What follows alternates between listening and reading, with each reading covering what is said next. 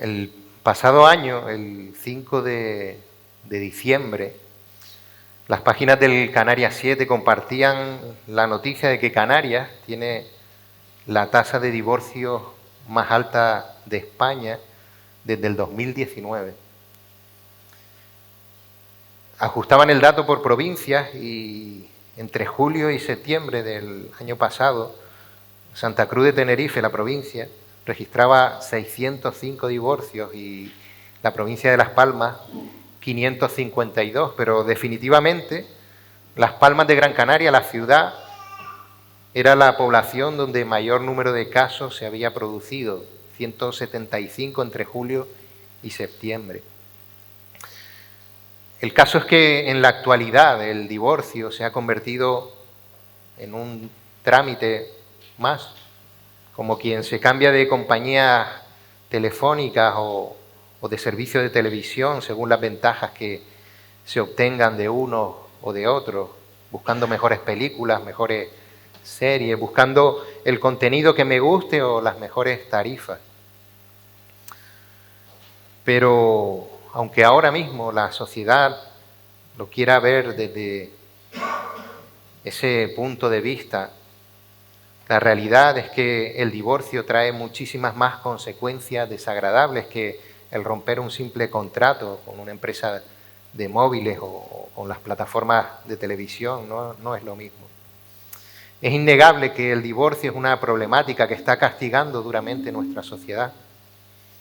De alguna forma u otra, todos los que estamos hoy aquí hemos vivido o tenemos en nuestra familia cercana a alguien que ha pasado por esa situación.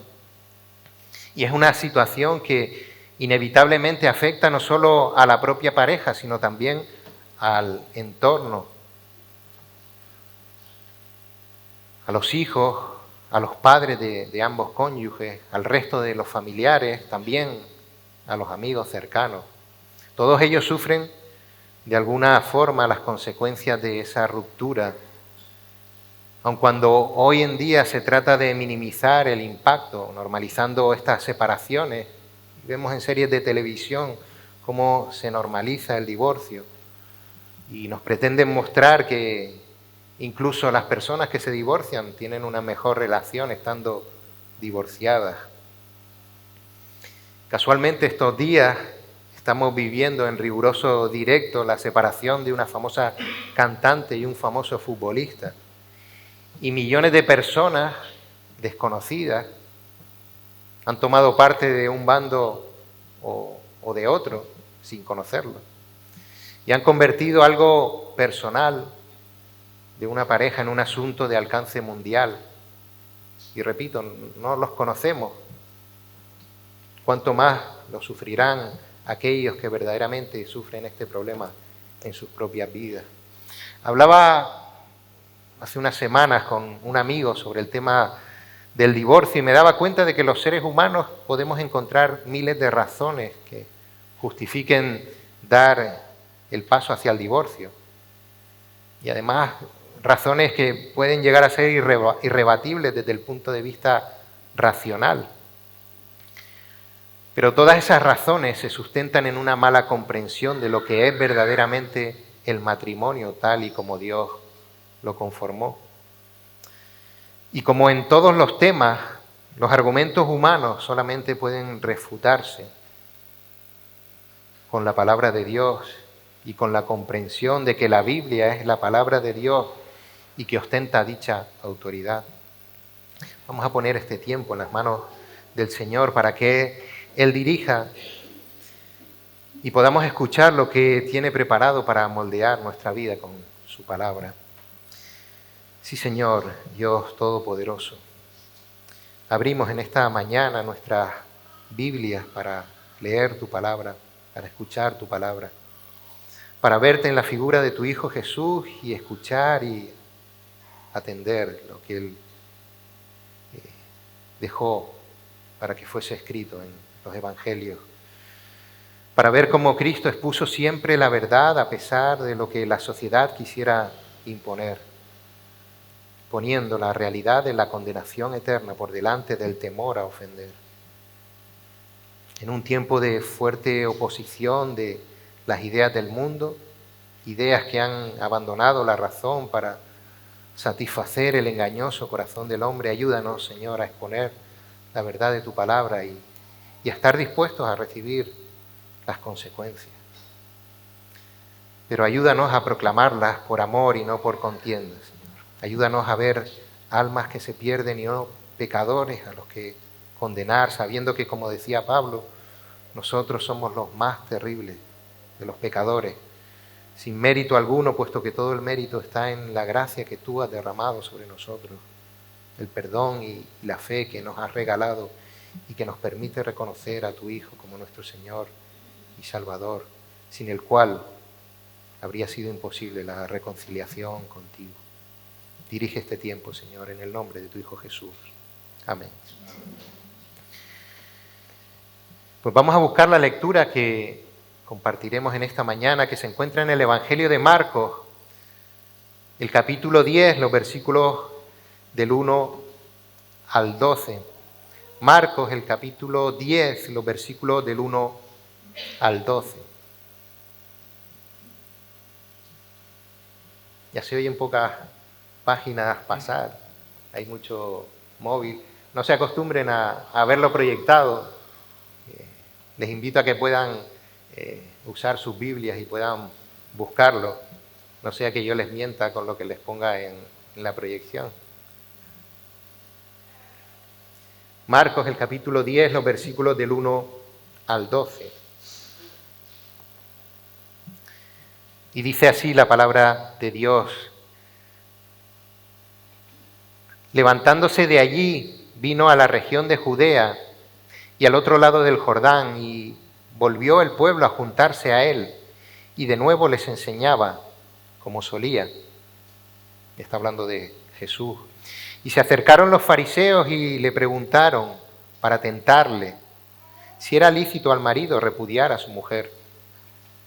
Él, respondiendo, les dijo, ¿qué os mandó Moisés? Ellos dijeron, Moisés permitió dar carta de divorcio y repudiarla. Y respondiendo Jesús les dijo, por la dureza de vuestro corazón os escribió este mandamiento. Pero al principio de la creación, varón y hembra los hizo Dios. Por esto, dejará el hombre a su padre y a su madre, y se unirá a su mujer, y los dos serán una sola carne. Así que no son ya más dos, sino uno. Por tanto, lo que Dios juntó, no lo separe el hombre. En casa volvieron los discípulos a preguntarle de lo mismo. Y les dijo, cualquiera que repudia a su mujer y se casa con otra, comete adulterio contra ella. Y si la mujer repudia a su marido y se casa con otro, comete adulterio. En el pasado capítulo 9 dejábamos a Jesús enseñando a sus discípulos en Capernaum, donde Jesús de forma personal les instruyó acerca de la humildad y de las bases que debe tener un cristiano, al que llamábamos radical. Radical porque estaba sustentado en las raíces, en la base de las instrucciones de Cristo Jesús. Jesús había dejado ya claro ante sus discípulos que Él iba a morir a manos de los líderes del pueblo y estaba preparando a sus discípulos para ese momento y para el ministerio que desempeñarían más adelante, cuando Cristo no estuviese con ellos. Por tanto, cada acto, cada gesto, cada palabra que Jesús hacía o decía era una enseñanza de primera mano para sus discípulos. En este momento, como indica el texto, Jesús y sus discípulos dejan atrás la región de Galilea, donde había desarrollado la mayor parte de su ministerio, y parte para la región de Judea, que se encontraba al sur, y posteriormente hacia la región de Perea, situada más al este. Judea está en rojo y Perea en amarillo, y permítanme que use este mapa para situarles en la región, porque es importante entender la zona en la que se encontraba Jesús. No sé si recuerdan que Jesús había decidido no predicar más en los pueblos de Galilea por la incredulidad de las personas que allí vivían. Después de haber recibido estas personas el Evangelio y de haber sido testigos presenciales de los milagros que hacía Jesús y que confirmaban que Él era el Mesías, vimos que solamente le seguían para lograr sus deseos personales de sanidad o de alimento, sin tomar en cuenta para nada la realidad que Jesús les exponía sobre el pecado del hombre. La necesidad que tenía el ser humano de arrepentirse delante de Dios y la buena noticia de la salvación cumplida en Él mismo, en su persona. Ahora Él se encontraba en una nueva región y el pueblo nuevamente se acercaba a Jesús y Él enseñaba como solía hacer, dice la palabra. ¿Y cómo solía hacer? ¿Cómo enseñaba Jesús? Él les predicaba diciendo: el reino de Dios se ha acercado, arrepentíos y creed en el Evangelio, como leemos en el primer capítulo de Marcos. Y para confirmar su Evangelio también hacía milagros, como indica el pasaje paralelo de Marcos. Nuevamente aparecen en escena los fariseos, en un episodio que llamaremos el ataque de los fariseos, versículo 2. Y se acercaron los fariseos y le preguntaron para tentarle si era lícito al marido repudiar a su mujer. Parece increíble cómo los que en teoría defendían la pureza de la obediencia a Dios, estos fariseos, se habían convertido en los más firmes perseguidores de Dios mismo. Y esto es lo que ocurre cuando caemos en el legalismo y reducimos nuestra relación con Dios a una serie de leyes, la mayoría de invención humana. De esta manera, fabricando nuestras leyes, nos fabricamos un Dios a nuestra imagen que se agrada si cumplimos esas leyes. Pensamos que se agrada si cumplimos esas leyes, pero que no es el verdadero Dios de la Biblia. A Pablo le sucedió al principio. Su celo equivocado por Dios le llevó a perseguir a la iglesia, el cuerpo de Cristo, hasta que Cristo mismo se plantó delante de él y lo confrontó con las palabras: Saulo, Saulo, ¿por qué me persigues? Estos fariseos resentidos veían peligrar la influencia que tenían sobre el pueblo, el respeto y la admiración que los demás les tenían por ser fariseos. Veían peligrar incluso la falsa tranquilidad que les daba el cumplir las normas, e incluso ellos las mejoraban para sentirse justificados delante de Dios. Jesús exponía la hipocresía de estos hombres delante de los demás, pero también la exponía delante de ellos mismos.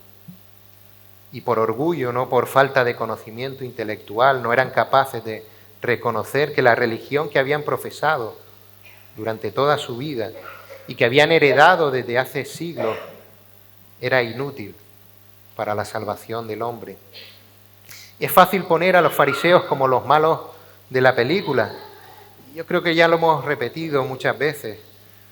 Sin darnos cuenta, nosotros también repetimos patrones de comportamiento muy similares a estos religiosos y tememos perder la aceptación de los demás y ocultamos nuestras debilidades, nuestras dudas e incluso nuestros pecados por temor a que nos miren mal. Si somos creyentes nos limitamos a cumplir con los cultos, a hacer nuestra parte en el servicio de la iglesia, pero en el resto de las áreas de nuestra vida reaccionamos con orgullo y como dice el dicho, la mejor defensa es un buen ataque, y esto sucede cuando decidimos que nosotros somos más importantes que Dios. Le pasaba a estos fariseos y por eso atacaban. Era la mejor forma que tenían ellos de defenderse. Y se acercaron haciendo una pregunta que en apariencia era de lo más normal, pero Jesús sabía que las intenciones de ellos iban más allá del simple conocimiento. Como dice el versículo, le preguntaron para tentarle. Ellos no querían conocer más sobre ese tema, sino que lo que querían era exponer a Jesús a la muerte. Y es aquí donde toma sentido el mapa que antes veíamos. La zona donde se encontraban Perea pertenecía a los dominios del rey Herodes Antipas. Este rey, ya lo vimos en capítulos atrás, había repudiado a su primera esposa y se había casado con Herodías, que era la esposa de su hermano. Este hecho provocó una guerra y si no hubiese sido por la ayuda que le prestó el Imperio Romano a Herodes, este hombre habría perdido sus territorios. Así que sí, las decisiones tienen consecuencias, el pecado tiene consecuencias. Juan el Bautista expuso con valentía el pecado que existía en la unión de Herodes con Herodías. Y Juan acabó siendo encarcelado por Herodes. Y aunque en principio la intención de este rey era tener encarcelado a Juan, no tenía intención de matarlo, pero Herodías, esta nueva mujer de Herodes, envenenó la razón del rey y acabaron decapitando al Bautista. Por eso el tema que los fariseos le planteaban a Jesús no era cualquier tema. Los fariseos sabían que la opinión de Jesús no distaría mucho de la de Juan y por tanto, si estas opiniones llegaban a oídos de Herodes, probablemente Jesús sería también decapitado si era detenido. Pero no solamente eso, los fariseos también querían exponer a Jesús delante del pueblo. Querían recuperar la admiración, la veneración que recibían del pueblo antes de que Jesús apareciese. Pero, ¿cuál sería la opinión del pueblo en este tema? En aquellos días los rabinos, los maestros, exponían la ley de Moisés y la interpretaban a fin de que el pueblo la pudiera entender. Y en ese momento había dos escuelas principales de pensamiento que seguían las enseñanzas de dos rabinos, uno que se llamaba Hillel y otro Shammai. Dos escuelas que marcaron la forma de pensar del pueblo judío en aquel momento y posteriormente también. La escuela de Shammai era la más tradicional y argumentaba que el hombre podía divorciarse por causa del adulterio. Cualquier conocedor de la ley sabía que en caso de adulterio no hacía falta el divorcio porque los adúlteros eran condenados a muerte. Por tanto, los cónyuges quedaban libres para volver a casarse.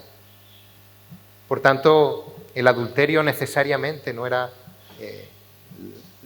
la causa que permitía divorciarse. La escuela de Hillel, por el contrario, era la más progresista y la que aplicaba un tratamiento más suave al tema del divorcio. Tal era así que al hombre, y repito, al hombre, se le permitía divorciar de su esposa por cualquier cosa que ella hiciera y que a él le desagradase. Un hombre podía divorciarse de su mujer si ésta le quemaba la comida, si la mujer hacía algún comentario, por ejemplo, negativo sobre su suegra, o si el hombre encontraba a otra mujer que le agradase más a la vista, pues podía alegar que su primera mujer no le agradaba a la vista y podía divorciarse.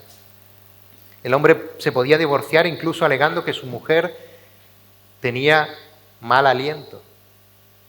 Podía alegar eso y le era permitido el divorciarse. Pues nos imaginamos a las mujeres de la época solamente dando besitos volados, por si acaso. Y ellos tenían un versículo bíblico sobre el que apoyar su argumento, Deuteronomio 24, los versículos del 1 al 4, que más adelante veremos. Desde esta perspectiva de la escuela de Hillel, Herodes había hecho bien. Había encontrado a una mujer que le agradaba más y había repudiado, se había divorciado de su primera esposa. Esta perspectiva del divorcio de la escuela de Hillel era la más aceptada entre el pueblo. Incluso por estos fariseos que se acercaron esta vez a Jesús para preguntarle, porque lo sabemos porque en el pasaje paralelo de Mateo podemos leer la pregunta que le hicieron los fariseos: ¿es lícito al hombre repudiar a su mujer por cualquier causa? Por tanto, pues ya estaban practicando el divorcio por cualquier causa que el hombre considerase que sustentaba ese desagrado que le pudiera ocasionar la mujer. Lo curioso es que todas estas escuelas de pensamiento judío daban por supuesto que el divorcio era una práctica aprobada por Dios y que Dios pues permitía. Y el debate solo se planteaba desde el punto de vista de la dureza con la que se debía aplicar este divorcio. Pero como decíamos, las intenciones de los fariseos no eran la de saber, la de conocer, eran poner a Jesús en el punto de mira del pueblo y también de Herodes, porque la respuesta de Jesús no iba a ser tan liviana. Jesús lo sabía, Jesús sabía que estos fariseos buscaban pillarle, pero él no se queda callado. Aun sabiendo las consecuencias de exponer la verdad, la expone sin temor a la opinión de los hombres, a la opinión de los gobernantes. Jesús sabe que las consecuencias de exponer la verdad son menores que las consecuencias de ocultarla por miedo a ofender a los demás. Esta también era una enseñanza para los discípulos que presenciaban todo lo que estaba ocurriendo y que tendrían que hacer lo mismo. Una enseñanza también para los lectores de la época en la que se escribió este Evangelio, que tuvieron que seguir exponiendo la verdad de la palabra frente a las ideas del mundo e incluso frente a la persecución. Y es una enseñanza también para estos momentos en los que el mundo proclama sus ideas completamente opuestas a la razón y absolutamente opuestas a los designios de Dios en su palabra. Por miedo a ofender y a perder el cariño, la admiración y el respeto de los demás, muchas veces callamos la verdad del Evangelio y sabemos las consecuencias que esto tiene para la vida de los demás. Jesús no calló la verdad porque el pueblo dejara de seguirle o dejara de admirarle. Jesús no calló por temor a perder su vida y no lo hizo por orgullo o por demostrar que él tenía razón, demostrarle al resto que él tenía la razón, sino porque él quería mostrar la verdad del Evangelio. Y por eso pasamos al siguiente momento en este suceso que llamamos aclarando la ley, versículos del 3 al 5. Él respondiendo les dijo: ¿qué os mandó Moisés? Ellos dijeron: Moisés permitió dar cartas de divorcio y repudiarlas. Y respondiendo Jesús les dijo: por la dureza de vuestro corazón os escribió este mandamiento. Jesús emplea el método de un buen maestro que consistía en responder a las preguntas con otra pregunta, de manera que el alumno llegase a las conclusiones por sí mismo. Y Jesús intencionalmente se salta las propuestas de los rabinos de Gilel y de Shammai. No fue a preguntarles cuál era la opinión de los rabinos del momento, que no eran más que pensamientos humanos convertidos en normas o leyes. Jesús era conocedor de estas escuelas, Jesús era conocedor de los pensamientos de esas escuelas, pero él va a la enseñanza del Antiguo Testamento, porque es la palabra la que finalmente expone la verdad, es la palabra la que es útil para enseñar, para redarguir, para corregir, para instruir en justicia. Los fariseos respondieron que Moisés permitió dar carta de divorcio y repudiarla. Y ellos estaban seguros en su opinión porque pensaban que tenían el argumento bíblico adecuado que se encontraba en Deuteronomio 24, como decíamos antes, los versículos del 1 al 4. Y vamos a buscar este texto. Deuteronomio 24, los versículos del 1 al 4. Y dicen así estos versículos: cuando alguno tomare mujer y se casare con ella, si no le agradare, por haber hallado en ella alguna cosa indecente, le escribirá carta de divorcio y se la entregará en su mano y la despedirá de su casa. Y salida de su casa, podrá ir y casarse con otro hombre. Pero si la aborreciere este último y le escribiere carta de divorcio y se la entregare en su mano y la despidiere de su casa, o si hubiere muerto el postrer hombre que la tomó por mujer, no podrá su primer marido que la despidió volver a tomar para que sea su mujer, pues fue envilecida, porque es abominación delante de Jehová, y no has de pervertir la tierra que Jehová tu Dios te da por heredad. Los judíos en general y los fariseos en particular habían tomado este pasaje de la Biblia y lo habían reinterpretado de tal forma que lo habían convertido en la justificación de sus actos. Todos sabían perfectamente que este texto de Deuteronomio no identificaba esa cosa indecente con el adulterio, porque repetimos, la pena por adulterio era la muerte. Por tanto, la referencia de algo indecente habría sido alguna cosa que fuese pecaminosa, pero sin tener que ver con el adulterio.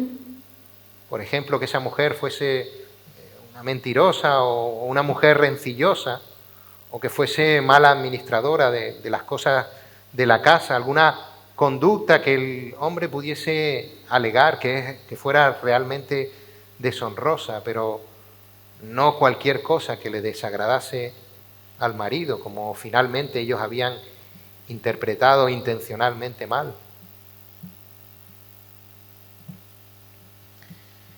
Además, el caso de Deuteronomio pretendía regular esa situación específica que ya se estaba dando en el pueblo, en la que, pues, una vez que el hombre ya había decidido repudiar a su mujer, había decidido aborrecerla, es decir, divorciarse de ella, debía entregarle una carta de divorcio y después estos hombres ya no podían volver a casarse con esa mujer, incluso si el segundo marido hubiese muerto. Moisés tuvo que establecer unas reglas debido a que las mujeres en estos casos estaban siendo tratados como si fueran muebles. Los maridos las repudiaban y estas mujeres ya no podían volver a casarse, eran mujeres repudiadas y por tanto quedaban completamente desamparadas. Y estamos hablando de casos algunas veces injustificables. Pero esta mujer ya no podía sustentarse de ninguna manera porque no podía volver a casarse y las mujeres sin marido en aquella época no tenían ningún sustento. La carta de divorcio permitía que pudieran volver a casarse y así poder tener sostenimiento. Por la dureza de vuestro corazón os escribió este mandamiento. Por la dureza con la que esos hombres estaban tratando a las mujeres. Les permitió divorciarse, pero no porque ellos pudieran dejar a esa mujer y cumplir sus sueños con otra mujer, sino porque ya estaban haciéndolo. Y Moisés buscó, dirigido por Dios, que estas mujeres tuvieran una protección. Los judíos habían acabado considerando la ley de Dios como una serie de normas mediante las cuales ellos pensaban que agradaban a Dios, cuando en realidad fue la forma que tuvo Dios para mostrarle al hombre la dureza del corazón del hombre, fruto del pecado. Pareciera en el caso del divorcio que al divorciarse de la manera correcta, entre comillas, estas personas estuvieran agradando a Dios. Y es terrible. Ellos estaban obedeciendo el mandamiento y por tanto estaban agradando a Dios de esta manera? Terrible. Jesús les presenta entonces la opinión de Dios sobre el divorcio, explicándoles la verdad del matrimonio. Versículos del 6 al 9. Pero al principio de la creación, varón y hembra los hizo Dios. Por esto dejará el hombre a su padre y a su madre y se unirá a su mujer, y los dos serán una sola carne. Así que no son ya más dos, sino uno. Por tanto, lo que Dios juntó, no lo separe el hombre. Jesús se centró en proponer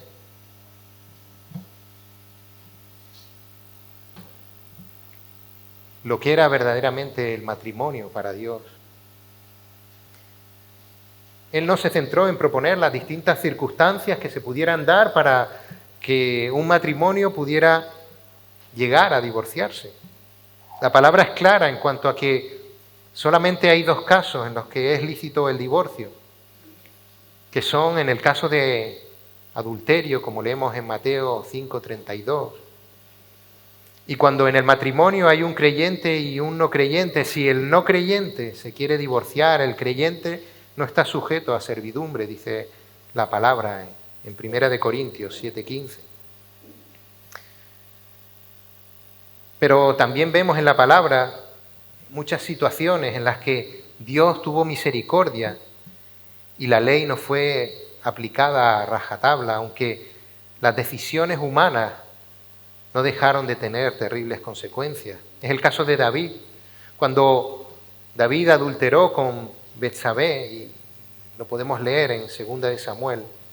Dios decidió que David no muriera, pero tuvo consecuencias ese pecado de David.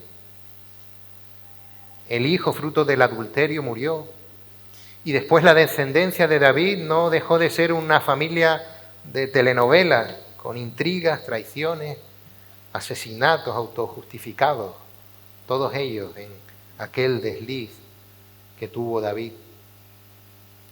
Los fariseos le preguntaron a Jesús sobre el divorcio, pero Jesús les iba a hablar del matrimonio. Y Jesús les explica qué es el matrimonio.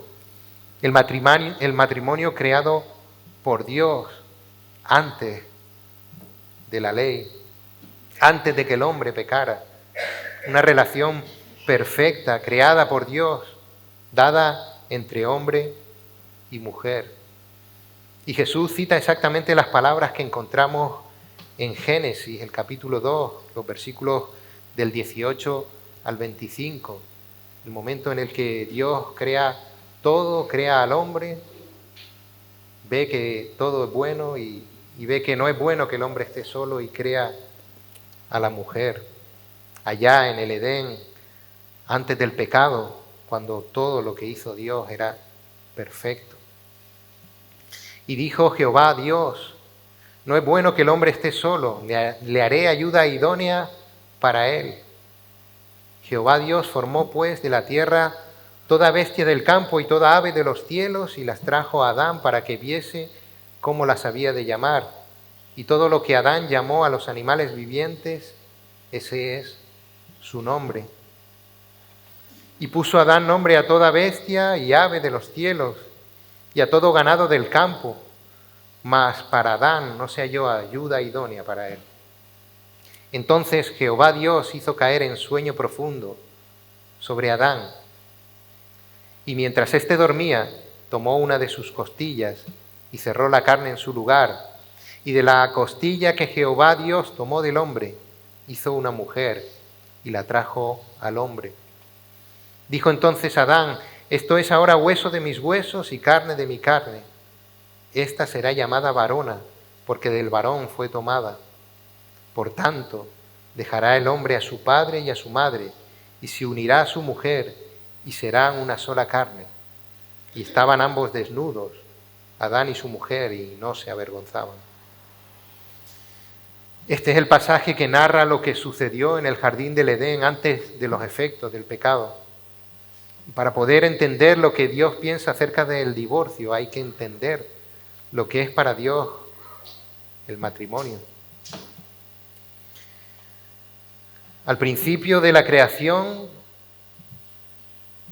hombre y mujer los hizo. No hombre y hombre, mujer y mujer.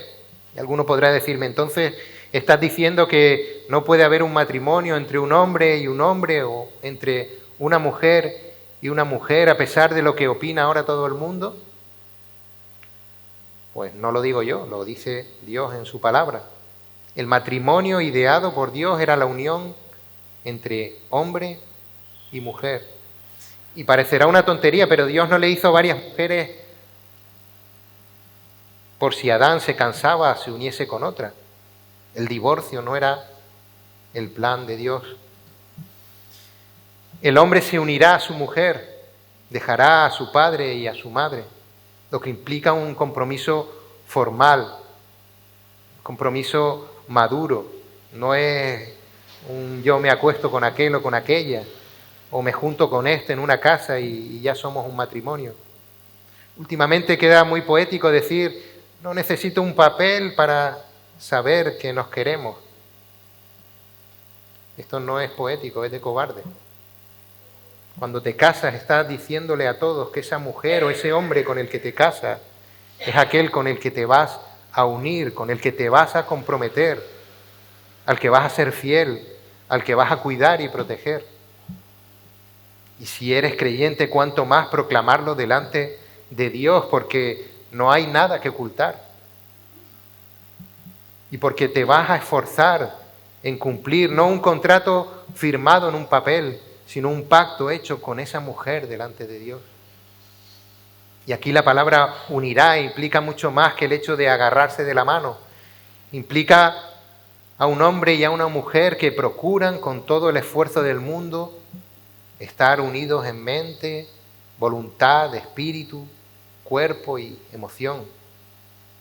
Y digo procuran porque es un esfuerzo diario, desde que te levantas hasta que te acuestas.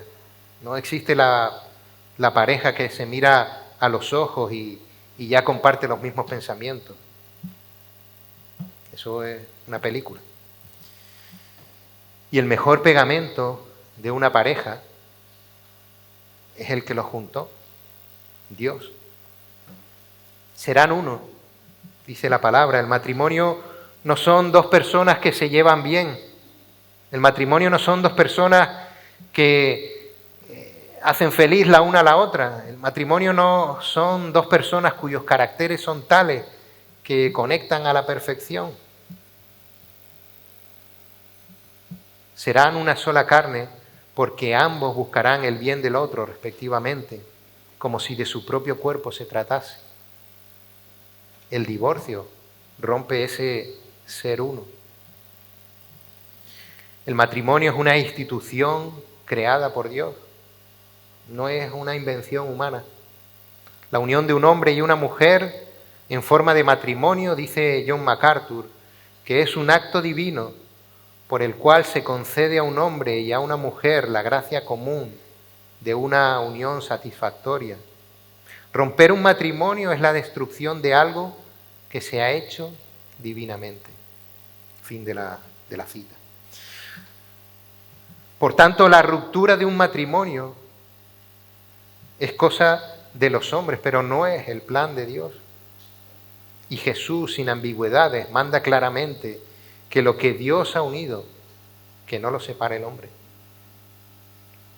Claro, esta unión era perfecta en el Edén antes del pecado, y a partir de ahí la relación entre hombre y mujer se altera y se refleja en nuestros matrimonios. Frustración, incomprensión, cada cual quiere imponer su criterio. Las mujeres quieren dominar la voluntad de sus esposos y los esposos pretenden imponer su voluntad por la fuerza. Pero el divorcio sigue sin ser la solución propuesta por Dios.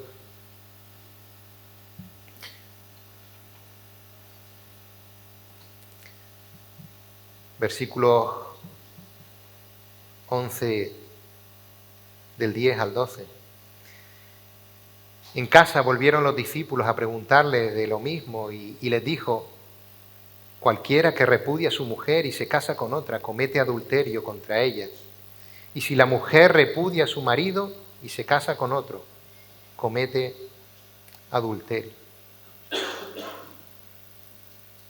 A estas alturas los discípulos se preguntaban, pero ¿entonces el hombre se puede divorciar por cualquier razón? Los discípulos no tenían la intención de poner en evidencia a Jesús como sí querían los fariseos. Yo pienso que incluso ellos habían entendido lo que Jesús había explicado, pero lo que no querían creer era el estándar tan alto que Jesús les había explicado que Dios tenía sobre el matrimonio. Y el versículo 11 es claro: si repudias a tu mujer y te casas con otra, adulteras. Es lo que le dijo Juan el Bautista a Herodes: has adulterado con lo que has hecho, y como adúltero merecerías morir. Jesús estaba diciendo que el divorcio claramente era pecado, y los discípulos lo entendieron claramente, porque en el pasaje paralelo de Mateo, el capítulo 19, el versículo 10, le dijeron sus discípulos: si es así la condición del hombre con su mujer, no conviene casarse. Ellos habían entendido lo que decía Jesús. Es tan difícil esto del matrimonio que en realidad no habría escapatoria, sería mejor no casarse. Ellos habían entendido el estándar de Dios para el matrimonio y Jesús lo había explicado claramente, sin medias verdades, sin miedo a ofender a la gente, a los fariseos, ni a sus propios discípulos. Divorciarse era pecado ante los ojos de Dios. La mayoría de nosotros no valoramos el paso importante que estamos dando cuando nos casamos. Comentaba el otro día con Marta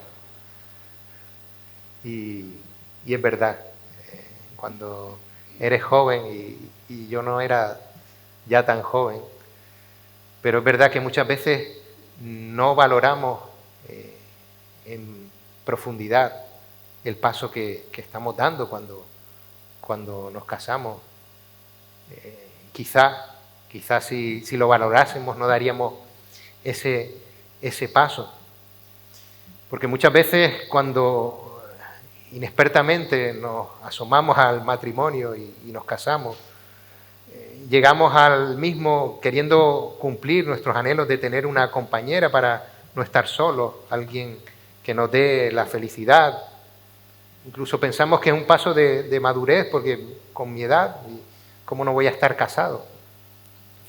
Pero no valoramos lo que significa el matrimonio para Dios.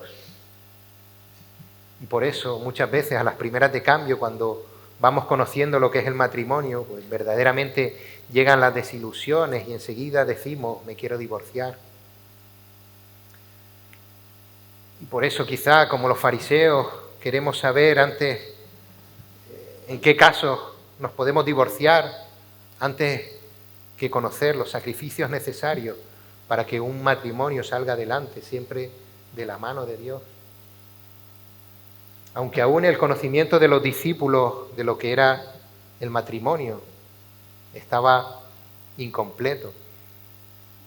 Los discípulos aún no habían visto la muerte de Jesús ni la resurrección, y por eso aún no eran capaces de entender uno de los más importantes significados del matrimonio.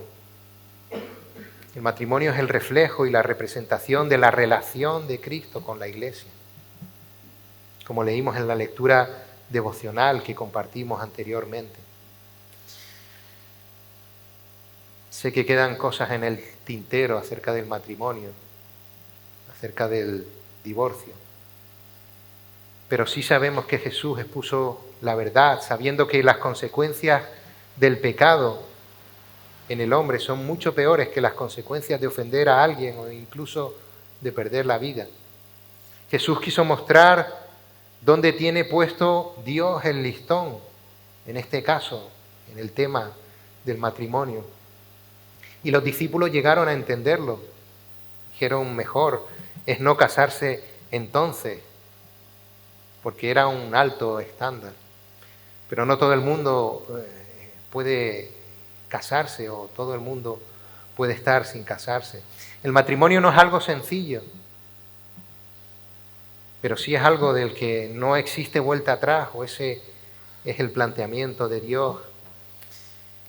Y de este modo se pone de manifiesto la condición pecadora del hombre que le impide responder a los estándares de Dios. Vemos que somos incapaces de responder al estándar perfecto de Dios en el matrimonio. No podemos agradar a Dios con lo que hacemos porque simplemente somos incapaces de hacer lo que Dios verdaderamente nos demandaría. Somos incapaces de pecar con el pensamiento, somos incapaces de sujetar nuestro enfado. Envidiamos a otros que llevan vidas más acomodadas. El estándar de Dios es muy alto y por tanto seríamos merecedores de la condenación eterna. Y por tanto necesitamos del sacrificio expiatorio de un Salvador tal y como predicaba Jesús. Y el único sacrificio válido era el que Él iba a llevar a cabo, tal y como le había dicho a sus discípulos. En este sentido, los creyentes ahora somos los embajadores de este mensaje en la actualidad. En el caso del matrimonio no podemos callar ante la aluvión de propuestas que la sociedad nos manda de cómo ha de ser una familia, cuando nosotros conocemos cómo ha diseñado Dios a la familia. Callamos para no ofender, callamos diciendo que cada uno es libre de pensar lo que quiera, pero lo cierto es que las personas están dejando de oír lo que la palabra alega acerca de la unión sagrada entre un hombre y una mujer en el matrimonio.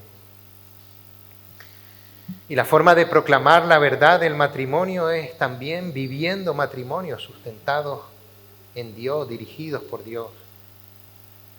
Es difícil porque todos estamos sometidos a problemas, discusiones, desilusiones, descuidos.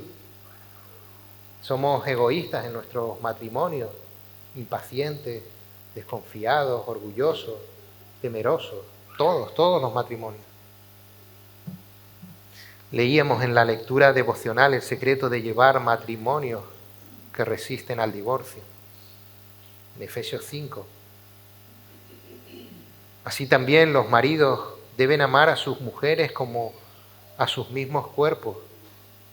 El que ama a su mujer, a sí mismo se ama, porque nadie aborreció jamás a su propia carne, sino que la sustenta y la cuida, como también Cristo a la iglesia. Porque somos miembros de su cuerpo, de su carne y de sus huesos. Por esto dejará el hombre a su padre y a su madre y se unirá a su mujer, y los dos serán una sola carne. Grande es este misterio, mas yo digo esto respecto de Cristo y de la iglesia. Por lo demás, cada uno de vosotros ame también a su mujer como a sí mismo, y la mujer respete a su marido. También decirles que el divorcio no es el pecado imperdonable. Ya vimos hace meses que el único pecado imperdonable era la blasfemia contra el Espíritu Santo. Por lo que aquella persona que es consciente de su pecado y se acerca humildemente a Dios para pedirle perdón, si confesamos nuestros pecados, Él es fiel y justo para perdonar nuestros pecados y limpiarnos de toda maldad. Esto conlleva el ser consciente de que hemos ofendido no solamente a la persona de la que nos hemos divorciado, sino a Dios, porque hemos roto el vínculo que Él había unido con el propósito de que fuera inquebrantable. En nuestra relación con Dios, nosotros no podemos estar por delante. Cuando nuestros planes, nuestras pretensiones, nuestra búsqueda de la felicidad está por encima de la voluntad de Dios para nuestro matrimonio. Quizá podremos tener una pareja feliz, pero en ningún momento tendremos el matrimonio que refleja, como Pablo mostró en Efesios, la relación de Cristo con su iglesia. A los hermanos que nos visitan, Como decía al principio de la predicación, tuve una conversación con un amigo al cual me fue imposible rebatir los argumentos que me daba a favor del divorcio de otro amigo. Y es que si no entiendes el matrimonio desde el punto de vista de Dios, los seres humanos siempre podrán justificar que el divorcio es lícito. Por eso yo no puedo convencerte de lo que está bien o lo que está mal. Solamente puedo hablarte de aquel que expuso la relación perfecta entre un hombre y una mujer. Un vínculo supervisado por Dios, preparado para durar hasta que la muerte los separe. Solamente puedo hablarte de que a todos nos es imposible cumplir a la perfección los designios de Dios, y que es por culpa del pecado que mora en nosotros, y que solamente en Cristo hay salvación. Y te invito a seguir leyendo acerca de Cristo para que entiendas por qué finalmente tuvo que morir en la cruz, para que puedas reconocer su triunfo sobre la muerte resucitando y con la ayuda del Espíritu Santo puedas reconocerle como tu Salvador y tu Señor. Una vez que puedas dar este paso, podrás ir entendiendo que solamente con el señorío de Cristo en tu vida podrás entender todas las áreas de tu vida bajo el prisma de Dios. Oremos. Sí, Señor y Dios Padre Santo. Señor, te damos gracias por la vida de tu Hijo Jesús. Vemos cómo Él fue ejemplo de proclamación de la verdad de tu Evangelio. Cómo Él expuso la realidad de un mundo que está alejado completamente de los estándares que tú has establecido, Señor, que tú estableciste en el Edén, Señor. Todo era bueno, todo era perfecto, Señor, pero el pecado destruyó todo eso, Señor. Así en todas nuestras relaciones nos acercamos como hombres pecadores, alterando la realidad de las relaciones que tú estableciste en el Edén. El matrimonio que tú creaste, Señor, perfecto, es ahora una relación imperfecta, Señor. Te damos gracias, Señor, porque tu Hijo Jesús lo expuso claramente. No lo ocultó, Señor.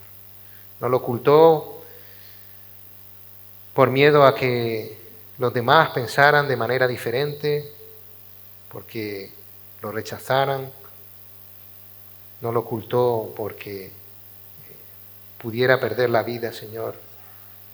Él lo expuso porque Él sabe claramente la realidad de el ser humano pecador, alejado de ti por la eternidad. Señor, ayúdanos a descansar en tu Hijo Jesucristo. Señor, ayúdanos a descansar en tu dirección, Señor, porque sabemos que toda nuestra vida, sin haberla sometido a ti, Señor, a tu señorío, es una vida que solamente está dirigida por nuestras opiniones, fruto de un corazón débil y corrompido por el pecado. Señor, ayúdanos también a proclamar esta verdad, a proclamar la necesidad que tiene el mundo de confesar su pecado, de arrepentirse y de entregarse a ti. La verdad de un mundo que pretende caminar con sus propias opiniones, pero que no quiere someterse a la realidad de que somos incapaces de llevar vidas perfectas, de llevar matrimonios perfectos, porque este mundo es esclavo del pecado. Señor, que tu palabra exponga la verdad ante esos corazones que aún están duros y que puedan entregarse a ti, para que seas tú quien les revele la verdad. En el nombre de tu Hijo Jesús.